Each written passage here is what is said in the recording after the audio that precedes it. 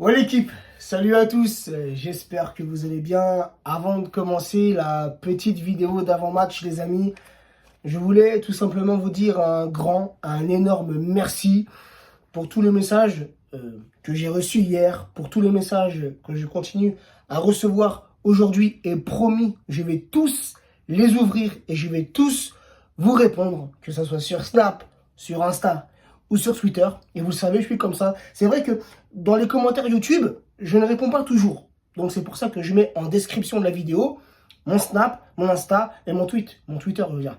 Là, je vous réponds, il n'y a pas de galère. Mais oui, hier, un jeudi 24 février, j'ai pris un an de plus, 35 ans. Ouais, on commence à se vieillir, même si on reste jeune dans la tête, mais on commence à se vieillir, on le ressent. Donc ouais, j'ai reçu plein de messages, des messages touchants, des messages que je repartage à chaque fois. Je me sens obligé de le faire, hein, les messages que je reçois. Donc comme je vous ai dit, Snap, Insta, petite capture d'écran, je repartage dans mes stories. Voilà, pour moi, c'est une forme aussi de remerciement, de vous remercier pour vos messages. Et j'ai envie de vous dire, comme chaque année maintenant, c'est toujours des petits messages touchants, des petits messages pour donner de la force, des petits messages voilà, d'encouragement, de soutien. Et ça fait grave plaisir, ça donne de la force et ça donne surtout l'envie de continuer.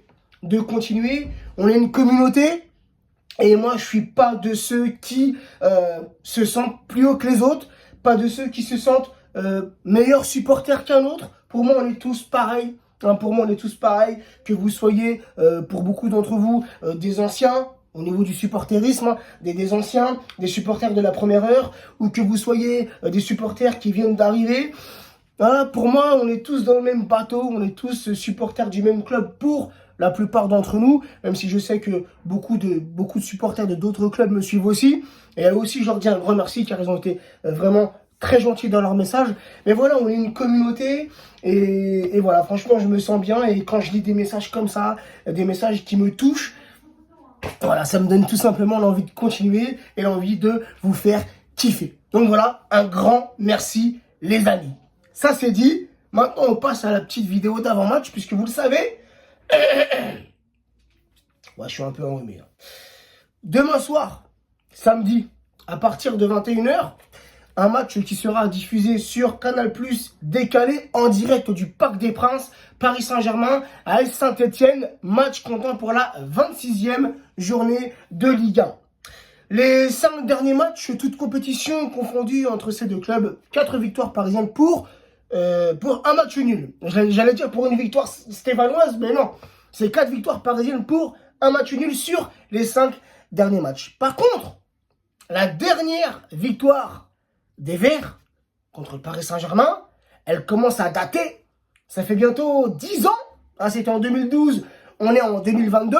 Mais c'était le 3/11 2012, le 3 novembre 2012. Et l'AS Saint-Etienne était venu s'imposer au Parc des Princes 1-2. C'était à l'époque un match qui comptait pour la Ligue 1, pour le championnat. Donc ouais les amis, quasiment 10 ans que les Verts n'ont pas gagné un match contre le Paris Saint-Germain. J'ai envie de te dire, c'est pas demain que ça va arriver. Hein, parlons pas trop vite. Bref, l'AS Saint-Etienne, sur leurs 20 derniers matchs, toutes compétitions confondues, c'est un bilan assez mitigé. Seulement 7 victoires, 4 nuls pour 9 défaites. Et le Paris Saint-Germain, sur nos 20 derniers matchs, toutes compétitions confondues, 12 victoires, 6 nuls pour 2 défaites. C'est joué le week-end dernier, les amis, la 25e journée de Ligue 1. Saint-Etienne recevait Strasbourg à domicile, score final de partout. Et le Paris Saint-Germain s'est déplacé à Nantes. Victoire nantaise 3-1, les amis. Il n'y a rien d'alarmant dans le sens où ce n'est que la deuxième défaite de la saison en Ligue 1. Il y a eu Rennes en début de saison et le FC Nantes la semaine dernière. C'est vrai qu'on peut essayer de trouver un tas d'excuses à nos joueurs. Moi, j'ai vraiment été énervé. Ce qui m'a vraiment énervé le plus, frérot, j'ai envie de te dire, c'est de prendre un 3-0 à la mi-temps. Ça m'a rendu ouf, parce que ça fait des années que c'était pas arrivé. Un 3-0 à la mi-temps, pour au final s'imposer 3-1. Mais oui, ok, il y a eu ce match de Ligue des Champions, ce match où on a vibré, ce match où Mbappé marque dans les dernières secondes, c'était kiffant, ces trucs. Et je veux bien, encore une fois, j'ai dit dans mon débrief, il y a un monde d'écart entre la Ligue des Champions et la Ligue 1. Tu passes d'un match exceptionnel à un match de Ligue 1, pourtant contre une équipe nantaise qui fait une bonne saison jusqu'à présent, tu vois. Mais je veux bien, c'est pas la même intensité, c'est certainement pas la même motivation, pas la même envie. Mais les gars, il y a des limites. Il y a des limites, mais ça nous prouve aussi à nous, supporters, qu'il faut redescendre sur terre. La Ligue 1, il ne faut pas la lâcher. Même si on est premier, même si on a je ne sais combien de points d'avance sur le deuxième, sur les concurrents, il ne faut pas lâcher des points bêtement. Il faut absolument se reprendre. Donc ouais, ça m'a déçu, ça m'a un peu énervé. Mais vas-y frérot, tu te dis quoi avec leur recul? Bon, t'essayes, comme je viens de le dire, de leur trouver des excuses. C'était l'après-Ligue des Champions. C'est vrai que voilà, contre le Real, c'était exceptionnel. Bon, ok. Déplacement à Nantes, on s'incline, ok. Mais demain, les gars, c'est au Parc des Princes. Demain, c'est au Parc des Princes et on reçoit une équipe malade. Qu'est l'AS Saint-Etienne. Même si depuis quelques matchs, elle a un petit peu repris quelques places au classement, elle est 16e maintenant. Mais pendant un certain temps, l'AS Saint-Etienne, c'était la relégation. Donc demain, on reçoit une équipe malade. Il faut les respecter. Si on doit leur mettre un score, il faut leur mettre un score demain. Eh ouais. Pourtant, ça me fait chier de dire ça. Ça me fait chier parce que moi, un Paris Saint-Germain, AS Saint-Etienne ou un AS Saint-Etienne, Paris Saint-Germain, pour moi, c'est toujours un match particulier. Parce que j'avais un père, qui est décédé maintenant depuis quelques années, mais un père pur stéphanois. Un Angevin de naissance comme moi, hein, mais un père stéphanois.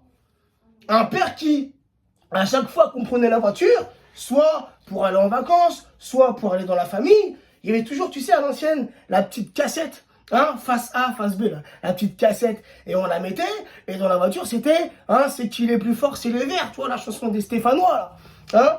Donc ouais, j'avais vraiment un père stéphanois, frérot, à 100%, il avait le sang vert, mon père, tu vois ce que je veux dire.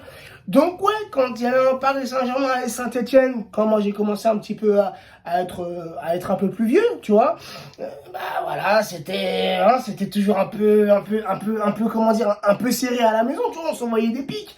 Donc pour moi, c'est toujours un match, voilà, j'ai un tas de souvenirs dans ma tête, tu vois. Et Saint-Etienne, c'est l'équipe que moi je respecte énormément par rapport justement à mon père. Donc voilà, alors, au niveau du classement, la team, premier, hein, comme maintenant depuis de nombreux mois, le Paris Saint-Germain, 59 points, 18 victoires, 5 nuls, 2 défaites, 53 buts marqués pour 22 buts encaissés. Et là, Saint-Etienne, donc comme je l'ai dit, qui est remonté à la 16e place, 22 points, 5 victoires, 7 nuls, 13 défaites, 26 buts marqués pour 47 buts encaissés. Le Paris Saint-Germain, meilleure attaque de Ligue 1, seconde meilleure défense du championnat. Et par contre, la Saint-Etienne, c'est la deuxième plus mauvaise défense du championnat, je crois, derrière Strasbourg. Qu'est-ce que je raconte? Derrière Bordeaux, qui sont bons derniers du classement. Les absents pour demain, sans surprise, Ramos, absent. Je ne sais pas quand est-ce qu'on va le revoir, Ramos. Enfin bref. Verratti, qui n'est pas là demain, et Paredes, Kurzawa sont incertains pour demain. Donc la petite compo, la team, que je verrai pour la réception de l'AS Saint-Etienne, le 4-3-3 avec Donnarumma dans les cages. Et là, le match de Navas contre le FC Nantes, c'est vrai qu'il n'est pas exempt de tout reproche. Hein, comme je vous l'avais dit, surtout sur le premier but, je pense qu'il aurait pu mieux faire. Sur les deux autres buts, j'en veux pas trop. Mais surtout sur le premier but, tu vois. Et c'est vrai que bon, pour moi, c'est une concurrence saine entre Navas et Donnarumma. Mais il faut savoir comment Donnarumma et Navas prennent eux cette concurrence. Je ne sais pas comment ça se passe, je ne suis pas à l'intérieur du club, mais on le voit bien de match en match. On voit bien que Donnarumma commence réellement à prendre ce poste de numéro 1. Et pour moi, les amis, honnêtement, même si Navas, j'ai un profond et un grand respect. Et vous l'avez vu, j'en avais parlé en vidéo, je crois que c'était lors du dernier débrief, hein, puisque Navas avait subi énormément d'insultes sur les réseaux sociaux, pour ne pas changer. Et moi, j'ai été monté un peu au créneau pour le défendre. Moi, Navas, c'est un gardien qui aura toujours mon respect. Toujours. Hein, depuis qu'il est chez nous, ça fait 3 ans qu'il est au Paris Saint-Germain. Et il nous a sauvés à de nombreuses reprises. N'oublions pas, les amis, c'est vrai qu'il est peut-être passé à côté de son match contre Nantes, j'ai envie de te dire comme tout le reste de l'équipe, hormis peut-être Verratti. Mais sinon, quasiment tout le monde est passé à côté de son match. Mais n'oublions pas tout ce que Navas a pu faire pour nous, les amis. N'oublions pas. Surtout les années précédentes. N'oublions pas. N'oublions pas, les amis. Ne soyons pas ingrats. Mais force est de reconnaître que Donnarumma, c'est la jeunesse. Donnarumma, c'est l'avenir. Et oui, petit à petit, Donnarumma pousse Navas vers la sortie pour prendre cette place de numéro 1. Donc demain, je mettrai Donnarumma, gardien. Hakimi, latéral droit. Mendes, latéral gauche. La charnière, Kimpembe associé au capitaine respectable qu'est Marquinhos, qui aime le club. Hein, on l'a encore vu sur ses... il a fait une petite déclaration, je crois, justement pour le club. Là, je crois que c'était au Parc des Princes ou je sais pas où. Là, c'est des petites vidéos qui ont circulé sur les réseaux où il parle vraiment de son attachement pour le Paris Saint-Germain, du respect qu'il a pour le club, pour le maillot, pour les supporters. Que dire sur Marquinhos? Ce mec-là, il est exceptionnel. Exceptionnel. J'aimerais tellement le rencontrer, frérot, et genre, je le serre dans mes bras, et je lui dis que je l'aime en face, frérot. Vraiment, lui, je l'aime comme si c'était un titi, frérot. Comme s'il avait été formé chez nous. Je l'aime vraiment, les gars, vraiment. Marquinhos, à vie, frère. Respect à vie. Ensuite, Danilo, à ce poste de milieu récupérateur. Wijnaldum, Gay. Donc, Wijnaldum, milieu droit, Gay, milieu gauche. Mbappé à la pointe de l'attaque parisienne. Messi, ailier droit. Et Neymar, ailier gauche. Donc, pour demain, la team, comme je dis, on rencontre une équipe malade. Mais attention à ne pas se faire piéger. Piéger, j'ai bégayé, t'as remarqué? Attention à ne pas se faire piéger pour demain. C'est une réception, c'est au Parc des Princes. Je suis confiant puisque depuis le début de saison, on n'a pas perdu un match en Ligue 1 au Parc des Princes. On est plutôt bien en place à la maison, frérot. Donc voilà, je suis confiant pour demain et je partirai sur un petit 3-0 pour le Paris Saint-Germain. N'hésitez pas en commentaire, les amis, à me donner votre compo et votre prono pour demain. Sur ce, bonne journée. Et à très vite la team. Ciao, ciao.